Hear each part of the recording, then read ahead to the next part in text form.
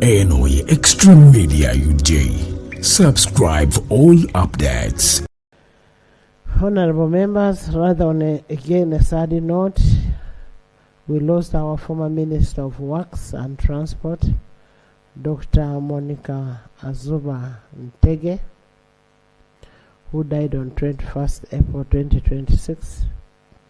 The deceased served as a minister between 2016 and 2019. The deceased leaves behind a remarkable legacy in engineering and public service.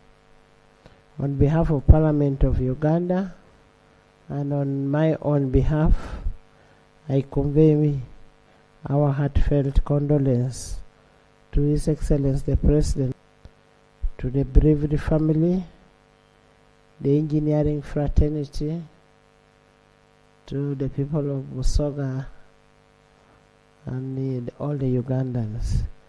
May we rise and observe a moment of silence.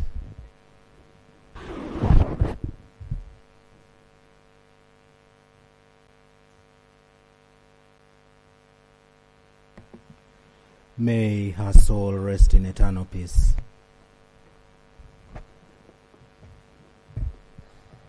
Members, thank you. I wish you a good deliberation.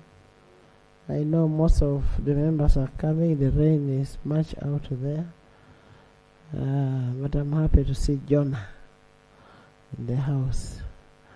Thank you. Yes, Jonah?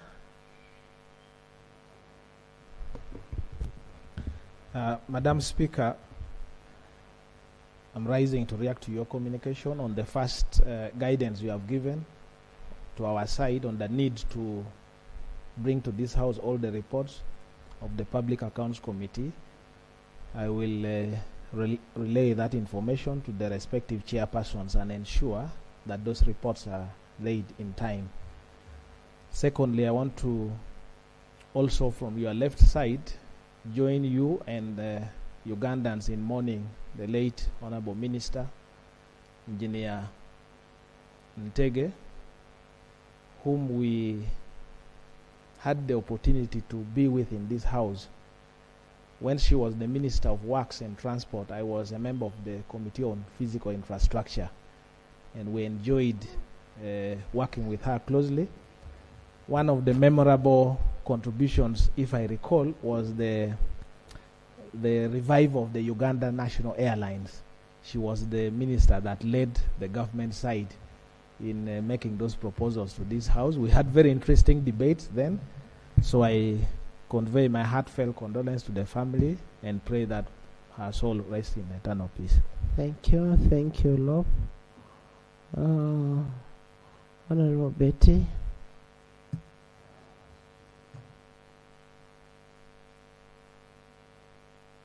Thank you, Right Honorable Speaker. Right Honorable Speaker, I also joined Parliament in mourning the late minister, the late former minister, and maybe to observe, Madam Speaker, that we need a clear policy on how this House mourns the people who passes on, that if one of us is no longer, is not in active service, but that person has ever been, say, a minister or a member of this Parliament, how does this House handle such a matter? That in the future we may need a clear policy about it.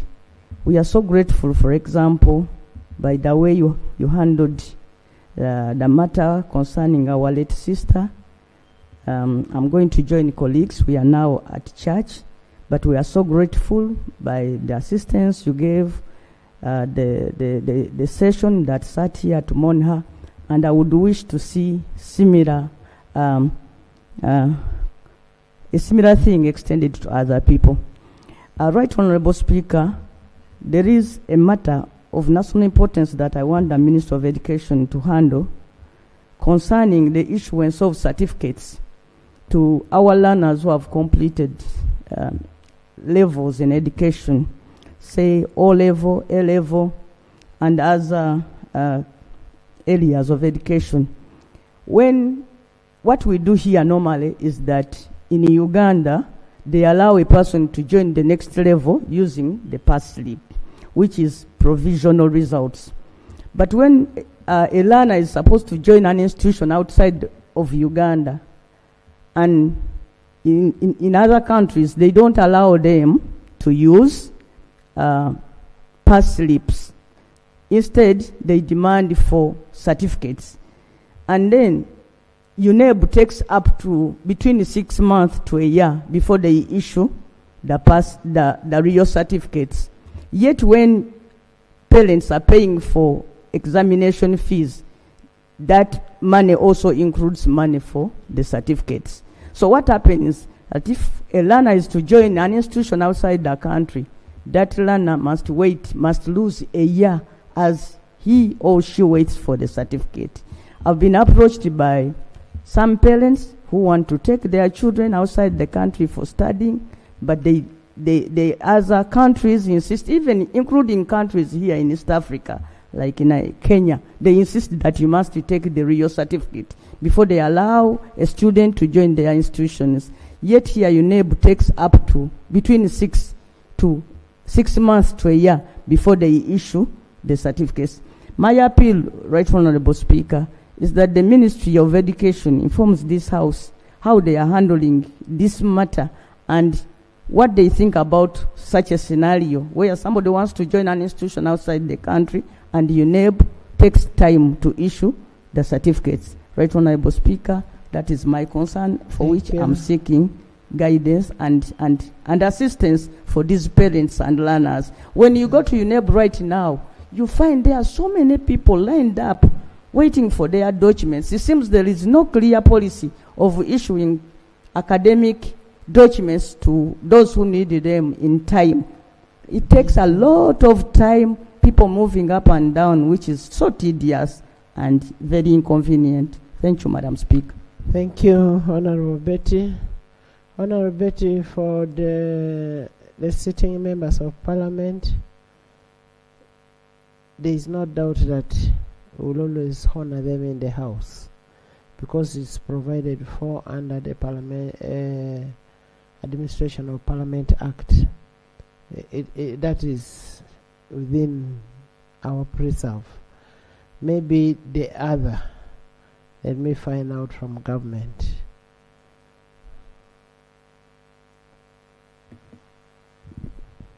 Madam Speaker,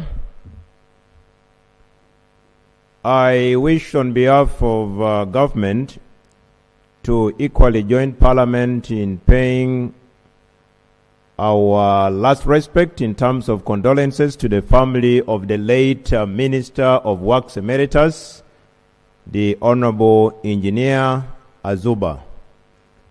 I did indicate earlier on, Right Honorable Speaker, that government through Cabinet is already handling the issue of the proposed law on granting official and state burials to the VIPs in different categories.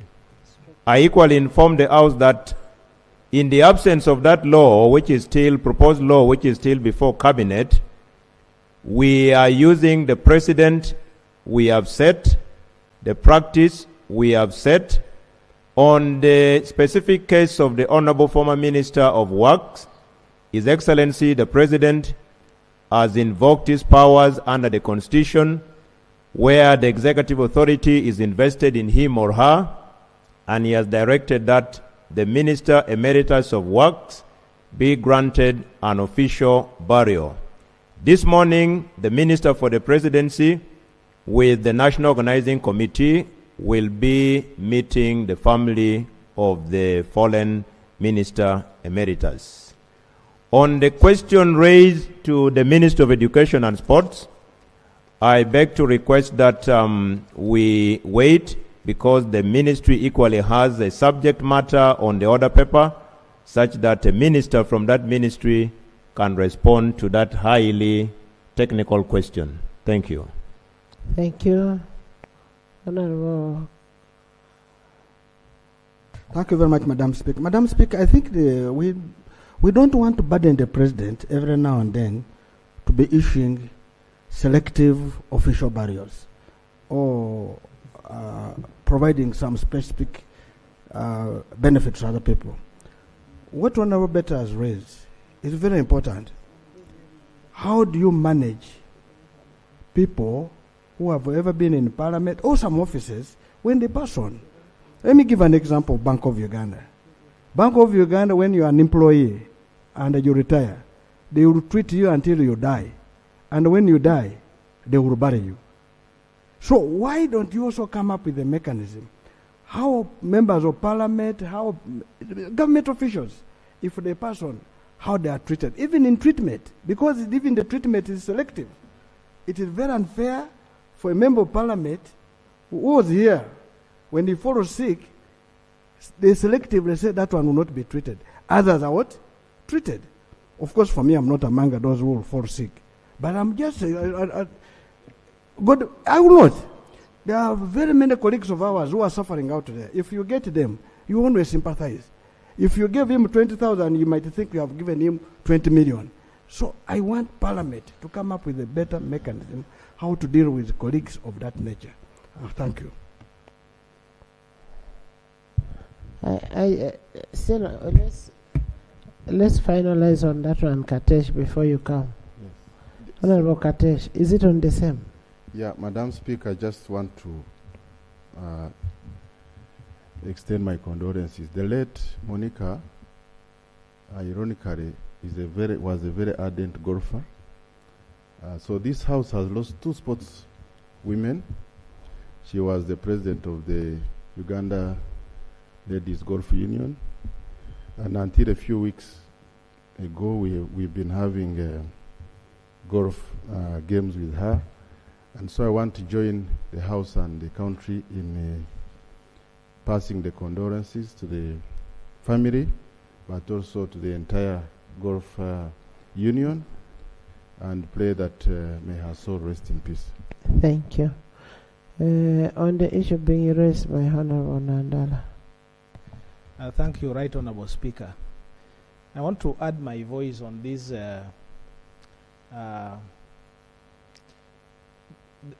what I would describe as the mercy of the President, the prerogative of the President to grant the official barrier. Why I also insist that there must be a clear guideline, Madam Speaker. We were caught up in a very difficult situation in Lango when we lost His Highness Yosa Modurebi. The communication from government had told us that the President had granted an official barrier. But when we went on the ground, you hardly saw the officialness of government on the ground, and it put a lot of pressure on the local organizing committee who are doing burial. So if there is category A, category B, category C, category D of that grant of official, it should be laid here so that we know in this case it is category C. The government only contributes maybe half or a quarter of the budget, because it's bringing a lot of problems for people on the ground.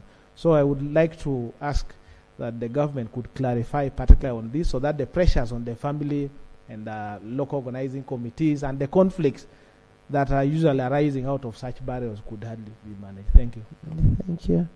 You have something to say? But maybe you could first respond to what Honorable Nandala was talking about, medical. Because we are talking about death. We don't want anybody to die. Let's look at issues of medical first. What happened with that law? I'm sure the Chief Whip will conclude on this, but first I wanted to send my condolences to the family of the minister who passed on. She was an inspiration to many girls, especially those who are taking sciences, and we want to honor and recognize her contribution, especially as a Minister of Works. And when she worked so hard, I worked with her so hard when I was the Minister of State for Planning, in ensuring that we provide resources to revive the Uganda Airlines. And as a country, we shall miss her, and we honor her contribution to that. Regarding, I think, the issues of state or official values and treatment of government officials, I think what remains is for you, Madam Speaker, to give government a deadline to bring this bill, because the bill is already in cabinet. So I think it's within your powers to guide government to bring this bill within a certain time, so that we close it. Otherwise, at the moment, as the Chief Whip said, it remains a good practice by His Excellency the President to come in the absence of the law. So we should be able to appreciate His Excellency the President for what he's doing, especially for the families that are... Thank you. Yeah, thank you so much. Honourable members, I will not direct government, because government has a legislative agenda. You are executive, and business comes from executive. You have a legislative agenda, please bring the bill if you deem it fit. Because what Honourable Nathan is saying, let's not bother the president all the time. There should be some things that we should be able to do without looking for the president. If like what the Honorable Dur said, if it is category A, we are giving this person, this kind of person was a former minister, belongs under category B, like we have agreed as Parliament, as Parliamentary Commission, that we support all those families with just a mere token of 10 million. A token of 10 million, that's what we've agreed. All the families, all the former members of Parliament, if one passes on, or he needs that 10 million for treatment, that's what we can afford. Yes. I think what you're raising is good. Parliament is doing something. And you see, the issue we're raising has an implication on the budget. So the person who can bring that is you. But also what we're trying to put up, Honorable Daudi, you must know that tomorrow it could be you. And the earlier you sort it out, because you don't need to look tomorrow. Right now, you may be accessing the president, but tomorrow when you leave that office, you will not be able to what? Access. So you will be one of those who will work until you fall sick more. So we want you to really work on this as quick as possible. Madam Speaker, I'm sure you are getting letters in your office from one of the former leaders of opposition about emoluments of a leader of what? Opposition. I don't know if you have got them. I don't want to mention Yes, them. I have got. I don't want to say because I was one of them that I'm interested in that. Me, I'm not. But it is very important that once people... No. Yes, I'm entitled, but I'm not the one chasing it now. But the one who wants it more now are those who have left. Even maybe those families which or them have died. Because when we're passing that law, I think we're a bit selfish. I was here. We considered only the speaker. Just a minute. When we passed the law and considered all the former speakers. And I agree with you. We should have put maybe another category of leaders of opposition or whichever. But that's food for thought. We can do an amendment to that.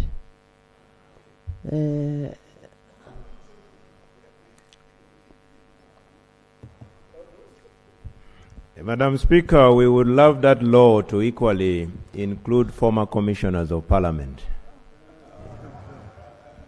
Yes, you are part of the administration and former of government chief whips. Absolutely. I agree with you, Right Honourable Speaker. Right Honourable Speaker, the funeral bill being sponsored by the Ministry of Public Service was brought to Cabinet. Cabinet reviewed it and again sent it back to the first Parliamentary Council to do some bit of surgery. We have a standing rule in Cabinet that it is only bills whose principles are approved by Cabinet that should form part of the legislative agenda of government. Because in the past, most ministries would send on their list bills that are yet being conceived to be part of the legislative agenda. So once the principles of the proposed law that will highlight the different categories of leaders and what they are entitled to in terms of burials are handled in cabinet, definitely the bill will come on the floor. Then the members of parliament will be at liberty to look at the different categories proposed by government. If there are categories that we feel we should include, then it can be included.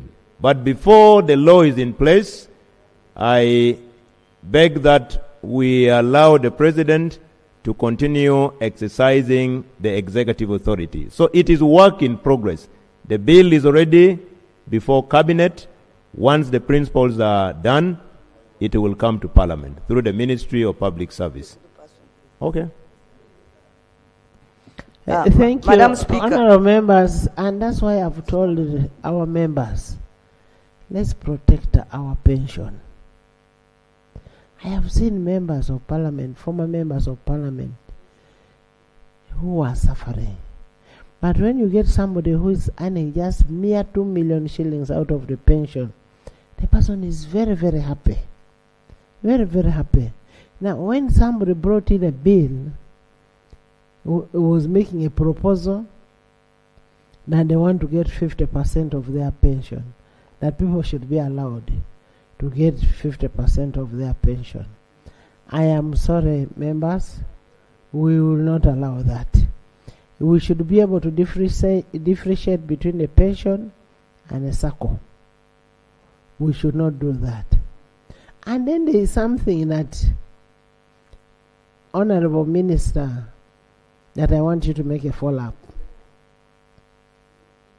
Nathan, I want you to listen to this, because you have a lot of money in the pension. How can you people agree in a board that you're going to do an investment, buy a building in town, you don't involve other stakeholders? I am the biggest stakeholder. I give you money, 30% as parliament. Now you only hear it from the news that we are buying. This money is not your money. These are pensioners' money. So I am the honorable minister. No purchase is going to take place until all the stakeholders are involved. Madam Speaker, I strongly support your position that our pensions should be ring-fenced from us, that we should also be assisted. It should be ring-fenced from us, because from us and for us, because when we are still here, we tend to go a bit insane in facilitating our voters, that we forget ourselves. It took a strong stand to have our salaries as a no-go area for loans. Otherwise, if people had started mortgaging everything theirs and remaining with nothing on their pay slips. So, Madam Speaker, I strongly support you that you move to protect us from us in that direction. I also feel that it is quite unfair for the board to continue doing things on our behalf without your knowledge. But, Madam Speaker, the issue for which I was seeking information from the minister was about the formers who are still in service. I've seen the presidential, the ministerial presidency, ministerial policy statement with many former prime ministers as presidential advisors and earning a salary of up to 20 million, and also are we going to now to give them their benefits as formers when they are still serving us and drawing a salary from the consolidated fund? The same people. If I'm a former speaker and I'm now a prime minister and a minister somewhere else, will I be picking money when I'm still also serving as an advisor to the president, also fetching a monthly salary? I see the former vice president, the former prime minister, Mama Babas, all of them have now turned back as president's advisors. I want to be clarified on that. Thank you. Before the minister comes in, Madam Speaker, you have raised a very important point. And I thought that as a student of finance, I should amplify your point. When you are looking at investments, especially investing money for the circle, whose membership? For the pensioners. For the pensioners. You have to look at what we call the age liability profile. If you are going to invest into an asset that is going to bring, whose rate of return or payback period the return is on investment. Yes, is likely to go beyond the lifetime of the pensioner whom you are investing for, then it is unlikely that that person will benefit from that rate of return. Therefore, I want to agree with you that when the boards are making decisions, they must be mindful that someone must enjoy his return in his lifetime. If I am 70-year-old and you are going to invest into a building that is going to bring return after 40 years, then it is not in my interest. Therefore, I agree with you. But also, Honorable Katesh, yes, you first need to look at how many members of parliament have left parliament and are going to withdraw all their savings. Yes. Because when you're a first timer, you're allowed to take all your savings. So, but, Madam Speaker, that's why there has to be a careful analysis of the age liability profile. At the same time, look at the lifetime of the members of parliament, especially in their positions. You cannot invest as if you are investing for an 18-year-old who perhaps has more years to live and enjoy his benefits. True. Thank you. On those things of annuity and what you are talking about investment, withdrawing a pension is at the age. That's why public service says the moment you make 60, you retire. Then they pay you your gratuity and your pension because they know you are remaining with very few years. So, Madam Speaker, I think also, as you raised the issue of investment, whom are you investing for in the building? Are you investing for the new members of parliament, or you are investing for the old ones, or and at what age? Exactly. And if you are investing for the old ones who are remaining with a very few years on earth, that building is not worth it for them. In fact, for them, what is worth it are quick liquidity process like treasury bills, which are for 90 days, because anytime somebody can go, you need to pay his what? His money. And also, by the way, Madam Speaker, when you raise that, those who are going to get 50 or less and whatever, it depends. If I have invested my money and I see the returns by the others in that law, that you are not giving me a nice return, I can say, please, I want to direct you, take my money to this X place where I'll get a better what? A better return. From what I'm seeing from the pension, the return we're getting, Madam Speaker, is not worth it. And the reason why it's not worth it is because they're investing in the treasury. Procedure. I thought you are the ones who started that pension scheme. No. Yes. Madam Speaker, we debated here and passed the Pension Act. We also have the authority to amend it if we so wish. And the pension is a very, very, very serious issue. Are we really procedure right, especially my brother, to want us to debate this important matter of pension in a very casual manner like this, when we have the opportunity to bring amendments, when we have the thank you. Are we proceeding well, given that we have the income tax amendment bill on the order paper? No, Honorable Nathan,